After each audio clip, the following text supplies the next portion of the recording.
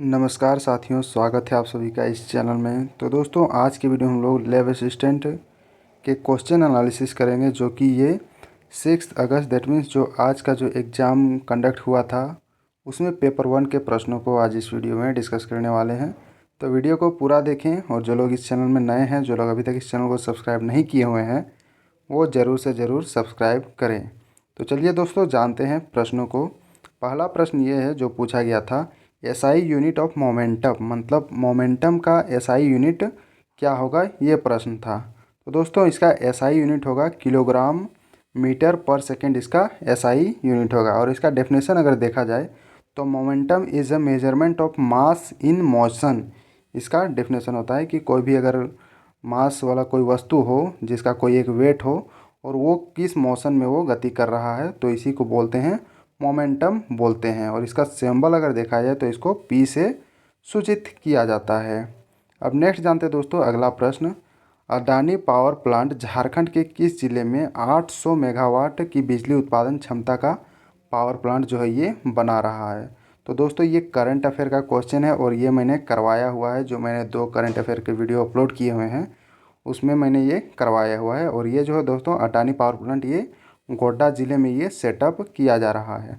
ये आपको दिख रहा होगा, यही कुछ स्लाइड है जो मैंने करंट अफेयर में ये पढ़ाया हुआ था, जिसमें है कि गोड्डा के अडानी पावर प्लांट से 800 मेगावाट बिजली का उत्पादन जो है ये शुरू हो गया है, जिसमें जो है ये पहला चरण का जो बिजली है ये बांग्लादेश को पहुंचाया गया। और इसमें दोस्तों हमारे झारखंड का को जो है इस बिजली टोटल उत्पादन का 25% जो है ये बिजली हमारे झारखंड को दिया जाएगा, जो कि ये गोड्डा ज़िले में ये स्थापित किया गया है अडानी के द्वारा। अब नेक्स्ट जानते हैं दोस्तों, अगला है झारखंड के किस ज़िले में जंगल सबसे ज़्यादा है, मतलब हमारे झारखंड राज्य के किस ज़िले में सबसे ज़्यादा जंगल पाए जाते हैं। तो दोस्तों, ये पश्चिमी सिंहभूम ज़िले में सबसे ज़्यादा जंगल है, और यहीं इसी ज़िले का जो सारंडा जंगल है, जो कि सबसे घने जंगलों में से ये मतलब माना जाता है। और यहाँ पर साल का जो पेड़, जिसको सखुआ का पेड़ बोला जाता है, वो सबसे घने मात्रा में यहाँ पर पाए जाते हैं। और इससे भी और भी कुछ एक एक्स्ट्रा पॉइंट जान लेते हैं कि जो गेतलसूद डैम जो है ये, जिसको गेतलसूद बांध भी बोला जाता है, ये भारत के झारखंड राज्य की राजधानी रांची में स्थित और मांझी नामक स्थान में एक कृत्रिम जलाशय, मतलब इसको बनाया गया है कृत्रिम रूप से, जो कि ये स्वर्णरेखा नदी पे ये बनाया गया है। और इसको 1971 में इसको खोला गया था, जो कि झारखंड का ये सबसे बड़ा डैम है जो कृत्रिम रूप से ये बनाया गया है। और यहाँ से हो सकता है प्रश्न बन सकते हैं, क्योंकि बांध वगैरह से जो है दोस्तों काफ़ी बार, मतलब पिछले जितने भी एग्ज़ाम हुए हैं उसमें पूछा गया है, ये पतरातू डैम पूछा गया है, ये सभी चीज़ें जो है ये क्वेश्चन आ चुके हैं। तो यहाँ से भी प्रश्न हो सकता है बन सकते हैं। अब नेक्स्ट जानते हैं दोस्तों अगला प्रश्न क्या है, सत्यवान का लिंग परिवर्तन करने के लिए बोला गया था। तो इसका जो स्त्रीलिंग होगा ये सत्यवती, इसका स्त्रीलिंग होगा। सत्यवान एक पुल्लिंग शब्द है, और इसका स्त्रीलिंग जो होगा ये सत्यवती होगा। इसी से रिलेटेड एक और है, गधा का स्त्रीलिंग क्या होगा, ये पूछा गया था। तो गधा का स्त्रीलिंग दोस्तों ये गधी हो जाएगा, गधा का स्त्रीलिंग। अगला प्रश्न है, कट्टू का तत्सम शब्द क्या होगा। तो इसका तत्सम शब्द होगा कड़वा, इसका तत्सम शब्द होगा। कट्टू एक तद्भव शब्द है, और इसका तत्सम शब्द कड़वा होगा। और इसी से रिलेटेड एक और जो क्वेश्चन पूछा गया था, जो कि ये तत्सम और तद्भव से रिलेटेड है। तो ये कच्छप का तत्सम शब्द क्या होगा, ये पूछा गया था। तो इसका तत्सम शब्द होगा दोस्तों कछुआ, जो है ये कच्छप का तत्सम शब्द है, जो कि ये हिंदी से रिलेटेड ये सभी प्रश्न है।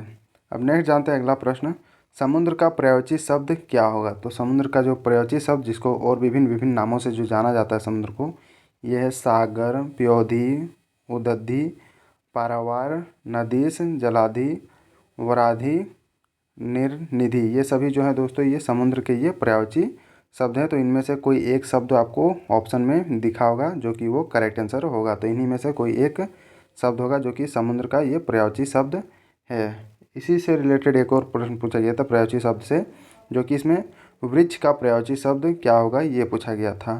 तो इसका प्रयोज्य शब्द होगा दोस्तों पेड़, तरु, रुक्ष, पादप, विटप, द्रुम, रुख, गाछ, पुष्पद, बुट्टा, पर्णी, साखी और अगम जो है ये पेड़ का, वृक्ष का प्रयोज्य शब्द है। हालांकि इस शिफ्ट का जो पेपर 1 का जो एग्ज़ाम हुआ था आज, ये काफ़ी मतलब थोड़ा इजी पैटर्न का इसमें क्वेश्चन पूछे गए थे।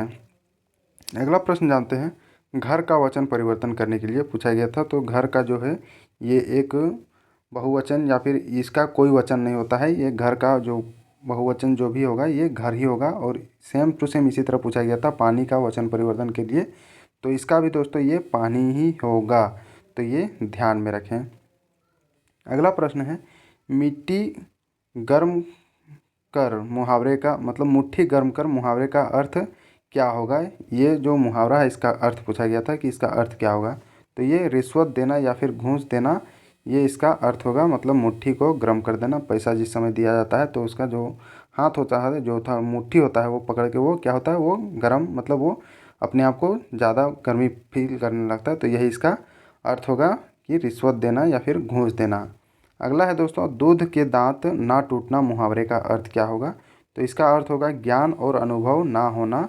मतलब जिसका दूध का दांत नहीं टूटता है उसको कुछ अनुभव नहीं होता है, कुछ ज़्यादा उतना ज्ञान नहीं होता है। तो यही इसका अर्थ होगा, ज्ञान और अनुभव ना होना। और जब दूध का दांत टूट जाता है उसके बाद नया दांत निकलने लगता है, तब उसको ज्ञान या फिर अनुभव की ये अनुभूति होने लगती है।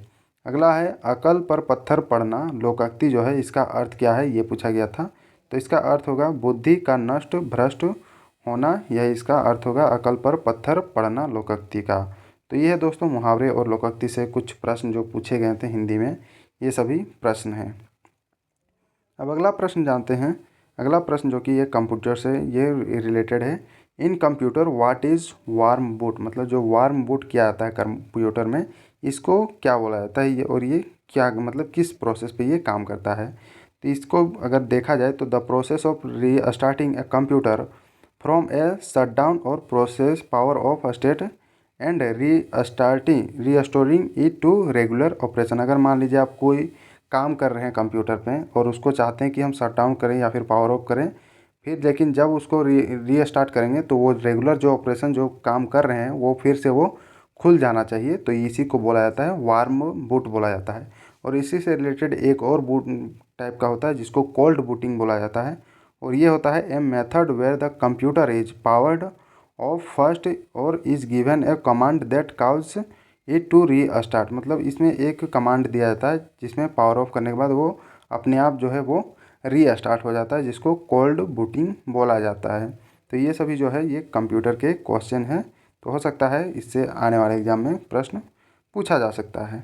अब नेक्स्ट जानते हैं अगला प्रश्न, what is the colour of nitric acid. जो नाइट्रिक एसिड होता है उसका कलर क्या होता है, ये पूछा गया था। तो ये जो दोस्तों इसका कलर होता है स्लाइटली येलो कलर का, जो ये नाइट्रिक एसिड होता है, जो थोड़ा एसिडिसिटी जिसका ज़्यादा होता है। अगर प्योर नाइट्रिक एसिड का देखा जाए तो ये एक कलरलेस होता है। तो ये इसका करेक्ट आंसर होगा, जो स्लाइटली येलो जो होगा, मतलब यही ऑप्शन में दिया गया था। अब नेक्स्ट जानते हैं अगला है, प्रोटोकॉल यूज्ड इन ईमेल। मतलब जो ईमेल हम लोग सेंड करते हैं वगैरह वगैरह, उसमें कौन से प्रोटोकॉल्स का यूज किया जाता है। हालांकि इसमें बहुत सारे प्रोटोकॉल होते हैं जिसमें से आपको एक ऑप्शन वहाँ पर देखने को मिला होगा। तो इसमें देख लेते हैं, जो पोस्ट ऑफिस प्रोटोकॉल होता है इसका यूज किया जाता है, इंटरनेट मैसेज एसएस प्रोटोकॉल का यूज किया जाता है, और सिंपल मेल ट्रांसफ़र प्रोटोकॉल। इन जो 3-4 चीज़ें हैं इन सभी का यूज किया जाता है ईमेल को सेंड करने के लिए, रिसीव करने के लिए। तो इनमें से कोई एक आपको वहाँ पर ऑप्शन में दिखा होगा। अब नेक्स्ट जानते हैं दोस्तों अगला प्रश्न, उन्मत्त का संधि विच्छेद क्या होगा, ये पूछा गया था। संधि विच्छेद से रिलेटेड जो प्रश्न है, तो इसका संधि विच्छेद होगा उत प्लस मत, जो है ये उन्मत्त का संधि विच्छेद होगा। एक और प्रश्न था संधि विच्छेद से, जो कि ये परमेश्वर का संधि विच्छेद क्या है। तो इसका संधि विच्छेद होगा दोस्तों परम प्लस ईश्वर, जो है ये बराबर परमेश्वर ये हो जाएगा। तो ये था दोस्तों जो कि संधि विच्छेद से रिलेटेड ये प्रश्न पूछे गए थे। अब नेक्स्ट जानते हैं अगला प्रश्न क्या है, समुद्र शक्ति युद्ध अभ्यास जो 2023 में ये किया गया है, ये किन दो देशों के बीच ये किया गया था। तो ये प्रश्न पूछा गया था। तो ये दोस्तों ये हमारा देश भारत और इंडोनेशिया के बीच ये द्विपक्षीय ये समुद्री युद्ध शक्ति अभ्यास है, जिसको मतलब डिफेंस एक्सरसाइज भी बोला जाता है। और ये भारत और इंडोनेशिया के बीच ये युद्ध अभ्यास है, जो कि ये 19 मई 2023 को ये दक्षिण चीन सागर में ये संपन्न करवाया गया था। मतलब दक्षिण चीन सागर में इस युद्ध अभ्यास को कंडक्ट करवाया गया था, जो कि भारत और इंडोनेशिया के बीच ये युद्ध अभ्यास ये चला था। और ये भी ये करंट अफेयर से रिलेटेड ये प्रश्न है। हालांकि जो मेरा वीकली करंट अफेयर्स का जो वीडियो आते रहता है प्रत्येक सैटरडे को, उसमें इसको कवर किया गया था। तो जो लोग उसको फॉलो करते होंगे, रेगुलर देखते होंगे, वीक में एक बार जो कि 1 घंटे का वीडियो होता है, वो इसमें आपको बहुत कुछ जो है वहाँ पर सीखने को मिलेगी। वहाँ पर जितने भी नई नई चीज़ों की खोज होती है जो करंट अफेयर से रिलेटेड होते हैं, उन सभी चीज़ों को वहाँ पर अपलोड किया जाता है, जो कि पूरे वीक का होता है। तो मैं सजेस्ट करूँगा, आप कोई भी एग्ज़ाम की तैयारी कर रहे हो, एसएससी, रेलवे, बैंकिंग या फिर स्टेट पीसीएस वगैरह जो भी एग्ज़ाम हो, वो उस वीडियो जो है वीकली करंट अफेयर, वो काफ़ी इंपॉर्टेंट उन सभी एग्ज़ामों के लिए है, तो उसे भी ज़रूर देखें। अब नेक्स्ट जानते हैं अगला प्रश्न क्या है। नवरत्नगढ़ जो गुमला के किस राजा की राजधानी ये हुआ करती थी? तो ये दोस्तों नागवंशी राजा दुर्जनशाल की ये राजधानी हुआ करती थी, जिसको नवरत्नगढ़ बोला जाता है। और यही प्रश्न पूछा गया था, जो कि ये झारखंड के हिस्ट्री से रिलेटेड ये प्रश्न है। अगला जानते हैं दोस्तों, कलमकारी चित्रकला में किसके ऊपर चित्र बनाया जाता है? तो ये दोस्तों कपड़ों के ऊपर ये चित्र बनाया जाता है, जो कि कलमकारी चित्रकला होता है। और ये दोस्तों हाथों से ये बुनाई की जाती है इस चित्रकारी चित्रकला में, जो कि कपड़ों में ये बनाया जाता है। विभिन्न विभिन्न प्रकार के जो डिज़ाइन तैयार किए जाते हैं, जैसे रुमाल वगैरह में देखने को मिलते होंगे, उन सभी चीज़ों को ये कलमकारी चित्रकला के तहत ही ये बनाया जाता है। अब अगला जानते हैं, रामगढ़ के दक्षिण में ये कौन सा जिला स्थित है? तो दोस्तों जो पिछला जो जो एनालिसिस मैंने किया हुआ था, उसमें पूछा गया था कि रामगढ़ के उत्तर उत्तर दक्षिणी इलाके में कौन सा ज़िला ये स्थित है। और इस बार पूछा गया है रामगढ़ के दक्षिण में कौन सा ज़िला स्थित है। तो इसमें दोस्तों इसका करेक्ट आंसर होगा ये रांची होगा। हालांकि जो मैंने पिछला वीडियो बनाया हुआ था, उसमें हमको जो क्वेश्चन बताया गया था कि उत्तर पूर्वी इलाके में कौन सा ज़िला सिचुएटेड है, तो उसमें मैंने बता दिया था कि बोकारो जो ज़िला है वो उत्तर पूर्वी इलाके में है। हालांकि इसमें कई दोस्तों के द्वारा कमेंट में बता दिया गया था कि ये उत्तर दक्षिणी इलाके वाला पूछा गया था, जो कि इसका करेक्ट आंसर दोस्तों ये हजारीबाग होगा। तो वो जो लोग हजारीबाग लगाए होंगे वो उसका करेक्ट आंसर होगा। हालांकि बोकारो ऑप्शन में भी नहीं था, ऐसा बताया गया था ये हमारे कमेंट बॉक्स में कुछ दोस्तों के द्वारा। हालांकि जो मेरे को क्वेश्चन प्राप्त हुआ था वो उत्तर पूर्वी करके वो क्वेश्चन बोला गया था, जिसके तहत मैंने वो आंसर वो बोकारो वो मैंने सही किया हुआ था। हालांकि इसको जान लेते हैं, एक बार मैप में देख लेते हैं। ये रहा रामगढ़ ज़िला, जो कि यहाँ पर सिचुएटेड है। और इधर देखा जाए, इसको अगर हम कोऑर्डिनेट में अगर डिवाइड करें, तो यहाँ पर आपको दिख रहा होगा ये उत्तर पूर्वी इलाका है, जो कि बोकारो ये सिचुएटेड है। और अगर इधर देखा जाए तो ये उत्तर दक्षिणी इलाका है, जो कि ये हजारीबाग ये सिचुएटेड है। और इस क्वेश्चन जो इस बार का जो आज का एग्ज़ाम हुआ है, इसमें पूछा गया है कि दक्षिणी ज़िला कौन सा है रामगढ़ का? तो ये दोस्तों ये रांची होगा। तो ये झारखंड के मैप को आप एक बार बढ़िया से स्टडी करके जाएं, क्योंकि यहाँ से एक प्रश्न आपको देखने को मिल रहा है प्रत्येक एग्ज़ाम में।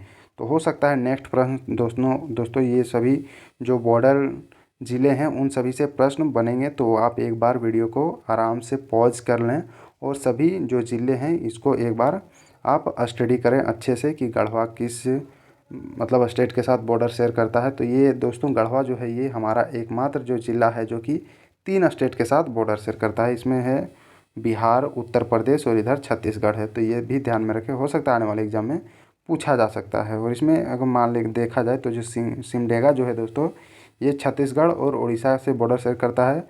ईस्ट सिंहभूम जो है ये पश्चिम बंगाल और उड़ीसा से बॉर्डर शेयर करता है। और जो साहेबगंज है दोस्तों, ये पश्चिम बंगाल और बिहार के साथ बॉर्डर शेयर करता है। तो ये मैंने चारों कोने का जो ज़िले हैं उन सभी को मैंने बता दिया। हालांकि मैंने पिछला वीडियो में ये सभी चीज़ें बता दिया हूँ कि कौन कौन से जो ज़िले हैं जो कि किस किस स्टेट से वो टच करता है। तो चलिए दोस्तों जानते हैं, अगले प्रश्न की ओर बढ़ते हैं। अगला प्रश्न है, झारखंड के किस ज़िला में आदिवासियों की जनसंख्या जो है ये सबसे कम है? तो ये दोस्तों कोडरमा जो ज़िला है ये, यहाँ पर आदिवासियों की जनसंख्या जो है दोस्तों ये सबसे कम यहाँ पर आदिवासी लोग पाए जाते हैं। और अगर सबसे अधिक आदिवासी अगर देखा जाए तो ये पश्चिमी सिंहभूम में ये सबसे ज़्यादा आदिवासी यहाँ पर देखने को मिलता है। और हमारे झारखंड में अगर देखा जाए दोस्तों तो ये टोटल 33 जनजातियाँ जो है ये हमारे झारखंड में पाई जाती है, जिनकी जनसंख्या अगर देखा जाए तो लगभग ये है 86,45,042 ये टोटल आदिवासियों की मतलब जनसंख्या है, जो कि पूरे झारखंड की जनसंख्या का ये 26.2% ये जनसंख्या है आदिवासियों की, मतलब जनजातियों की, विभिन्न जनजातियों का अगर मिला के देखा जाए तो। अब नेक्स्ट जानते हैं दोस्तों, अगला प्रश्न जो है जो कि पूछा गया था, झारखंड के किस जिले में लिंगानुपात जो है ये सबसे अधिक है, जो सेक्स रेशियो जिसको बोलते हैं वो सबसे अधिक झारखंड के किस जिले में ये है। तो ये दोस्तों पश्चिमी सिंहभूम जिले में ही झारखंड में सबसे ज़्यादा जो है लिंगानुपात ये देखा जाता है। और सबसे कम अगर देखा जाए तो ये धनबाद जिले की है लिंगानुपात, जिसमें जो होता है दोस्तों प्रति हजार पुरुषों में जो महिलाओं की संख्या होती है उसी को बोला जाता है लिंगानुपात बोला जाता है। अगर महिलाओं की संख्या कम हो तो वहाँ पर सेक्स रेशियो जो होता है दोस्तों वो कम होता है, और अगर महिलाओं की संख्या जहाँ पर ज़्यादा हो तो उसमें सेक्स रेशियो जो जिसको लिंगानुपात बोला जाता है वो सबसे अधिक होता है। तो यही दोस्तों ये पश्चिमी सिंहभूम जिले में सबसे ज़्यादा लिंगानुपात है, मतलब महिलाओं की संख्या प्रति हजार पुरुषों में यहाँ पर ज़्यादा देखने को मिलती है और धनबाद में कम देखने को मिलती है। अब नेक्स्ट जानते हैं दोस्तों अगला प्रश्न जो कि पूछा गया था, भारत का पहला यूरेनियम माइन जो कि यूरेनियम उत्पन्न करता है ये कहाँ पर ये स्थित है। तो ये दोस्तों हमारे झारखंड राज्य के जादूगोड़ा खान में, मतलब यहाँ पर यूरेनियम उत्पादन किया जाता है और ये पूर्वी सिंहभूम जिले में ये स्थित है। और इस खान को दोस्तों ये 1967 में ये कार्य करना ये शुरू कर दिया था, यूरेनियम उत्पादन करना ये शुरू कर दिया था, जो कि भारत में यूरेनियम खनन करने की ये प्रथम खान ये स्थापित किया गया था, जो कि जादूगोड़ा खान है। तो ये ध्यान में रखें, यूरेनियम जिससे जो है ऊर्जा मतलब बनाई जाती है, परमाणु ऊर्जा वगैरह जो है ये सभी यूरेनियम से तैयार किया जाता है और इससे बिजली उत्पादन की जाती है। अब नेक्स्ट जानते हैं अगला प्रश्न क्या है जो पूछा गया था, 1 किलोवाट बराबर कितना वाट होता है, ये पूछा गया था। तो ये काफ़ी सिंपल क्वेश्चन ये था, जो कि 1000 वाट के बराबर होता है 1 किलोवाट। और ये हमको लग रहा है ये फिजिक्स से रिलेटेड ये प्रश्न है। अगला जानते हैं दोस्तों, झारखंड का कौन सा पर्व खेती और पर्यावरण से ये संबंधित है। जो दोस्तों ये सरहुल पर्व है जो कि आदिवासियों का ये प्रमुख त्यौहार ये माना जाता है, यही है झारखंड का ये पर्व जो कि खेती और पर्यावरण से ये संबंधित है। और इस पर्व में दोस्तों ये साल के पेड़ की पूजा की जाती है, जो सखुआ का पेड़ होता है उसकी पूजा की जाती है इसमें। और इस पर्व में ही ये कृषि कार्य जो होता है इसका शुरुआत किया जाता है। तो ये खेती और पर्यावरण दोनों से ये रिलेटेड है, जिसको सरहुल पर्व बोला जाता है। और इस दिन दोस्तों जिस दिन ये पर्व मनाया जाता है उस दिन गांव का जो पुजारी, जिसे पाहन कहा जाता है, वो भविष्यवाणी करता है कि इस साल जो है अकाल पड़ने वाली है या फिर अच्छी बारिश होगी। इन सभी चीज़ों की भविष्यवाणी जो है ये पाहन करता है और इसी पर्व में करता है। तो ये ध्यान में रखें कि सरहुल पर्व दोस्तों जो झारखंड का ये खेती और पर्यावरण से रिलेटेड ये एक पर्व है।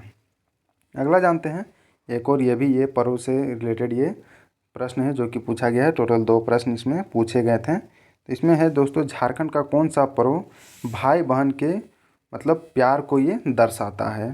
तो ये दोस्तों जो कर्मा पर्व मनाया जाता है ये दर्शाता है जो बहनों के द्वारा किया जाता है अपने भाई की लंबी उम्र और उनकी अच्छी जीवन शैली की कामना करने के लिए ये कर्मा पर्व हमारे झारखंड में ये मनाया जाता है, जो कि भाई बहन के निश्चल प्यार के रूप में भी इसको जाना जाता है, जिसमें कर्मा धर्मा करके 2 भाई होते हैं थे, उन सभी का ये एक कहानी है जो कि उस कहानी से रिलेटेड ये पर्व को मनाया जाता है। तो दोस्तों और भी जितने भी पर्व त्यौहार जो झारखंड से रिलेटेड हैं वो आप एक बार देख लें, हालांकि वो मैंने यहाँ पर इस चैनल में अपलोड किया हुआ है। आप एक बार अगर सर्च करोगे या फिर इस प्रोफाइल को विजिट करोगे तो यहाँ पर आपको मिल जाएगी कि झारखंड के जो प्रमुख पर्व त्यौहार जो हैं उन सभी चीज़ों को मैंने पढ़ाया हुआ है ऑलरेडी। अब नेक्स्ट जानते हैं दोस्तों अगला प्रश्न, यूपैक नेम ऑफ CH3CO CH3 मतलब CH3CO CH3 का यूपैक नेम क्या होता है ये पूछा गया था। तो ये दोस्तों 2 प्रोपेनॉन इसका यूपैक नेम होता है CH3COCH3 को।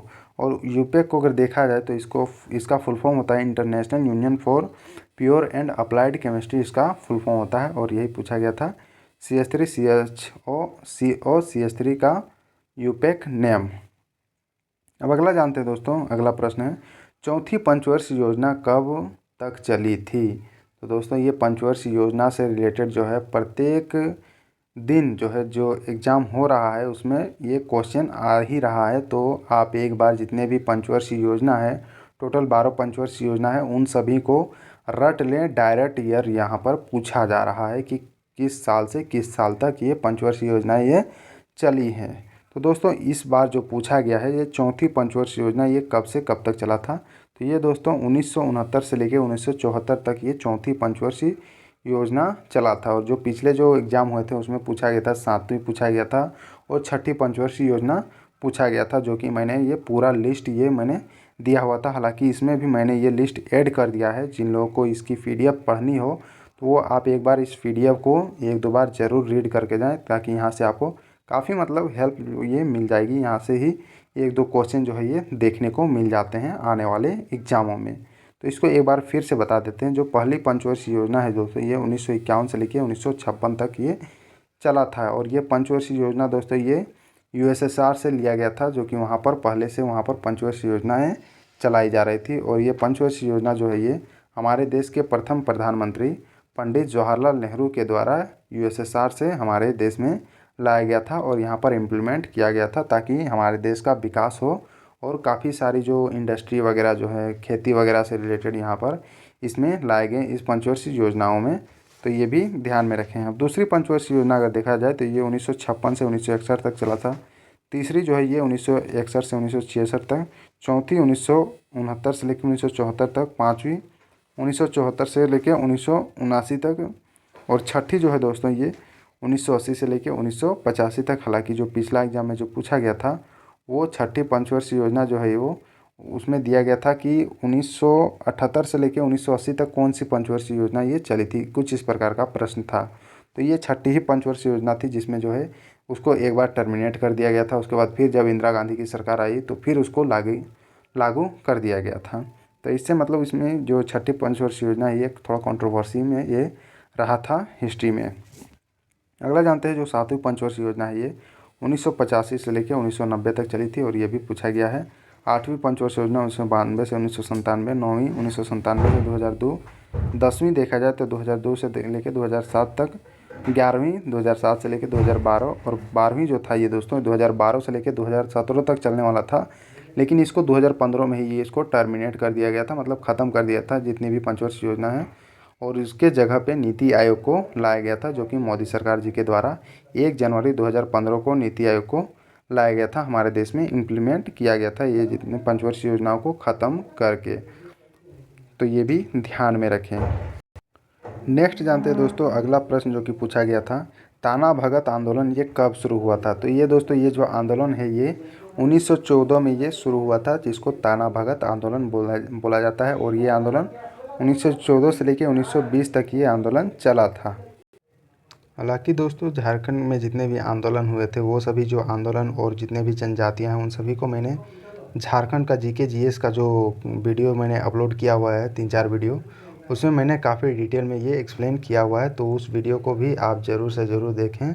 जो लोग आने वाले दिनों में जिनका एग्ज़ाम है वहाँ से काफ़ी हेल्प यहाँ पर मिल जाएगी। हालांकि इसमें भी मैंने ताना भगत आंदोलन से रिलेटेड काफ़ी जो इम्पोर्टेंट पॉइंट्स है वो मैंने डाल दिया है।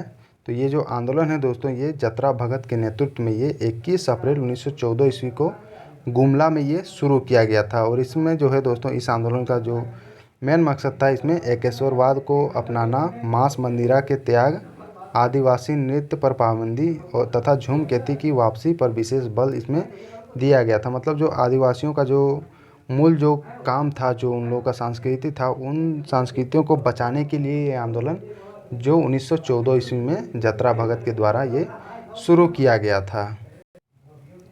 और इस आंदोलन को दोस्तों कुड़ुख धर्म आंदोलन के नाम से भी इसको जाना गया था, जो कि कुड़ुख या फिर उरांव जनजाति का मूल धर्म ये है। और इस आंदोलन को प्रसारित करने के लिए मांडर में शिव भगत, घाघरा में बलराम भगत, विष्णुपुर में भिक्खू भगत तथा सिसई में देवमन्या नामक महिला ने इनकी मतलब जो है प्रसारित करने में महत्वपूर्ण भूमिका इसमें निभाया गया था। और इस आंदोलन का प्रमुख उद्देश्य अगर देखा जाए तो स्वशासन की स्थापना करना, मतलब जो आदिवासियों का जो अपना स्वशासन था उन सभी चीज़ों को ये स्थापित करना इसका मेन उद्देश्य था। हालांकि इससे रिलेटेड जो है काफ़ी जो पॉइंट्स ये डाले हुए हैं, तो आप एक बार वीडियो को पॉज करके इन सभी को पढ़ें, या फिर आपको इसकी PDF जो है दोस्तों टेलीग्राम ग्रुप में मिल जाएगी, वहाँ से आप इसको डाउनलोड करके 1-2 बार पढ़ लें, ताकि आने वाले एग्ज़ाम में आपको दिक्कत का सामना ना करना पड़े अगर इससे रिलेटेड अगर प्रश्न पूछे जाएं तो। अब नेक्स्ट जानते हैं अगला प्रश्न जो पूछा गया था, ये रामगढ़ जिले के सबसे नज़दीक हवाई अड्डा कौन सा है। तो दोस्तों जो रांची का जो बिरसा मुंडा इंटरनेशनल एयरपोर्ट है, यही रामगढ़ ज़िले से सबसे नज़दीक अगर देखा जाए तो ये ही हवाई अड्डा होगा। बाकी जो दूसरा हवाई अड्डा जो देवघर में सिचुएटेड है वो थोड़ा इससे दूरी में ये स्थित है, जो कि वो भी इंटरनेशनल एयरपोर्ट है। हमारे झारखंड के टोटल 2 इंटरनेशनल एयरपोर्ट हैं, जो कि एक रांची में है और दूसरा देवघर में। हालांकि ये मैंने करंट अफेयर में मैंने ये बता दिया है। करंट अफेयर का मेरा केवल 2 ही वीडियो अपलोड किया हुआ है, आप उसको देख लें। जो भी लोग नए जो हैं देखे हुए हैं, जिन लोगों का आने वाले दिनों में एग्ज़ाम है, उससे काफ़ी जो है प्रश्न दोस्तों 1-2 प्रश्न जो है वो भिड़ ही जा रहे हैं। डायरेक्ट प्रश्न वहाँ पर उससे देखने को मिल रहा है, तो ज़रूर से ज़रूर देखें। तो ये था दोस्तों आज का जो एग्ज़ाम हुआ था, दैट मीन्स जो 6 अगस्त का जो एग्ज़ाम हुआ था, उसमें पेपर 1 के कुछ प्रश्न जो हमें प्राप्त हुए हैं, उन सभी का आंसर मैंने इसमें बता दिया। तो दोस्तों इस चैनल में आपको काफ़ी चीज़ें जो है ये सीखने को मिलेगी। जैसे कोई ये मैंने टोटल 10 मॉडल सेट ये करवाए हुए हैं लेवल स्टूडेंट और पीजीटी का जो एग्ज़ाम है उनसे रिलेटेड, और यहाँ से काफ़ी प्रश्न दोस्तों एज ए हूबहू देखने को मिल रहे हैं। तो जो लोग इन जो टोटल 10 मॉडल सेट करवाए हुए हैं, वो जो लोग भी देखे होंगे उन सभी को काफ़ी मदद हुआ होगा इस एग्ज़ाम में। और इसमें दोस्तों वीकली करंट अफेयर आपको देखने को मिलेगा, और झारखंड जी के जीएस का प्रीवियस ईयर क्वेश्चन वगैरह, और जो जैसे सीजीएल का जो ये एग्ज़ाम आया हुआ है उससे भी रिलेटेड आपको मॉडल सेट कुछ यहाँ पर देखने को मिलेंगे। तो इन सभी का जो फ़ायदा उठाएं और एग्ज़ाम दें और अच्छे स्कोर लाएं, यही उम्मीद है। और दोस्तों जो लोग इस चैनल में नए हैं, जो लोग अभी तक इस चैनल को सब्सक्राइब नहीं किए हुए हैं, वो ज़रूर से ज़रूर सब्सक्राइब करें और वीडियो को लाइक शेयर करना ना भूलें, ज़रूर से ज़रूर। और इस चैनल का जो इसका पीडीएफ जिसको चाहिए वो आप टेलीग्राम ग्रुप ज्वाइन करें, वहाँ पर आपको इसकी पीडीएफ मिल जाएगी, ताकि आप 1-2 बार पीडीएफ को रीड करें, ताकि चीज़ें जो है आपके दिमाग में ज़्यादा से ज़्यादा दिनों तक वो स्टोर रहे। बाकी तो भूलना तो सबको यही, अगर रिवीजन नहीं करते रहें तो वो अपने आप एक दिन भूल ही जाता है। तो थैंक यू दोस्तों, मिलते हैं नेक्स्ट वीडियो पे, तब तक बने रहें।